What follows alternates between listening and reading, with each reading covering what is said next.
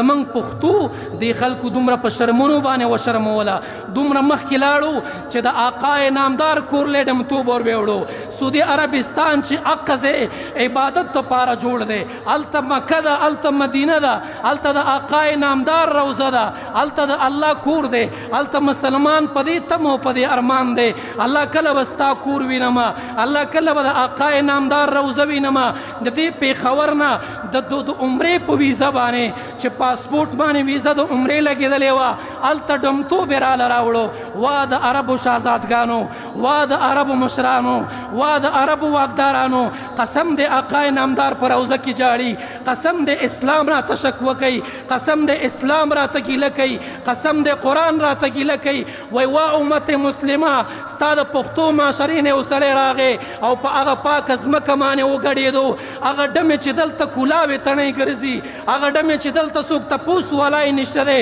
پروټوکول یې هغې پسې روانې، زنده‌باد د هغې پسې روان دی. وا د قوم واکداره، وا د قوم واکداره، وا د قوم مشره، دغې ډمانو ته لوګام ور واچوه، دغې ډمو ته لوګام ور واچوه، د دې په سر د حیا څادر واچوه، د دې په سر لوپټه واچوه، ورنه سبا به ته قیامت له ورشې د آقا نامدار مخې ته به ولاړې، تا ته به آقا نامدار وی، ته د خپلې علاقې مشر وی، تاله مې زور درکړی و، تاله مې حکومت درکړی و، ستا په علاقه کې خلکو ډمتوب کو تاسو کړي و، خلک ګډېدل تاسو کړي و، هغې بېعزتي د آقا نامدار کلي ته راوړه. زه منم چې ابو جهل ظالم و، زه منم چې ابو لهب ظالم و، خو قسم دې دا جرأت لا چا هم نه و کړی چې د آقا نامدار په پاکه ځمکه باندې بربنډې ګډاګانې وکړي، هلته لوپټې ګزارې کړي، هلته جامې ګزارې کړي، هغې چې بیت الله له به راتلل جړاګانې به یې کولې، هغې چې به مدینه کې ګرځېدل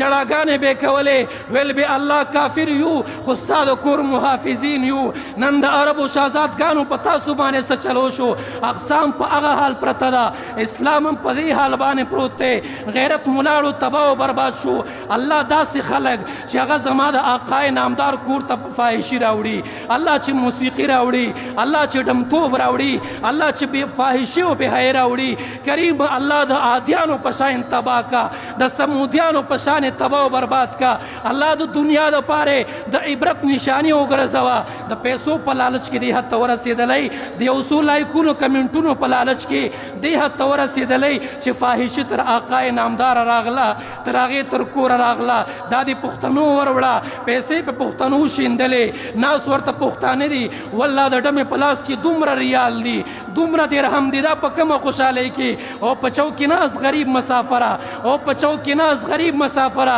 هغه پیسې چې په ډمه باندې شیندي، دلته کلي ته راولېږه، د یو سرتورې مور علاج دې پې وکړه، د یو خور علاج دې پې وکړه، د یو غریب غم پې وکړه، د یو یتیم غم پې وکړه، د یوې کونډې غم پې وکړه. تاسو یې په ډمانو باندې شیندئ، په هغه ګرمۍ باندې ګټئ، په هغه سخته باندې ګټئ، خولې در نه روانې دي، سختې مو په تېرې کړې، بچي در نه پاتې دي، کور در نه پاتې دی، قوم نسب در نه پاتې دی. بیا ستا دا د سختو پیسو په ډمانو شیندل کېږي، په ډمو شیندلی کېږي. دا قوم به کله پوهېږي، دې قوم کې به کله شعور راځي، دا قوم به کله لارې ته سمیږي. خدا را له خدای نه ویرېږئ. زه خو یم چې داسې خلک راغلی وی دا چې کوم هلته تللي دي که نه او په ایرپورټ کته کېدلی که نه، دې له خلکو حقه استقبال کړی وی چې دنیا یا ساتلی وی چې څوک د آقا نامدار کلي ته فاحشي وړي، د هغې به دا حالات وي، خو هغې سره پروټوکول دی وروره، هغې سره زنده‌باد مرداباد دی. زما غوندې ملا خو د هغې مخکې هېڅ شی هم نه دی،